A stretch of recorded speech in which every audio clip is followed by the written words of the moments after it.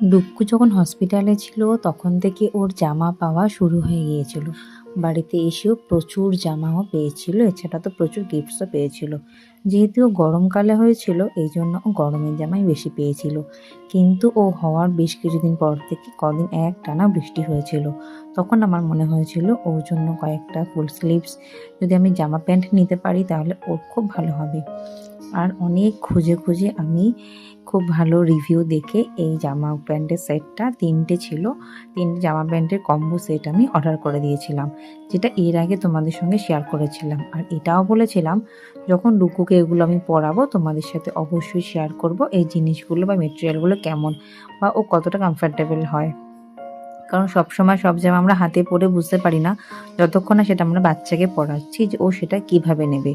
অনেক জামা হয় দেখে মনে হলো ভালো, কিন্তু গায়ে অনেক সময় বাচ্চারা সহ্য করতে পারে না বা পরে অ্যালার্জিও হয় কখনো কখনো।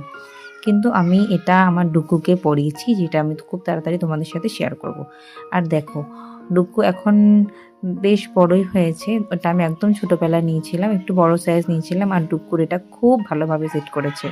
এর লিঙ্কটা আমি ওপরে দিয়ে দেবো, তোমরা চাইলে কিনতে পারো, ভীষণ ভালো। তোমরা একবার নিয়ে তো অবশ্যই দেখো 3টে কালার কেমন লাগলো অবশ্যই জানিও। এর লিঙ্ক আমি দিয়ে দিচ্ছি।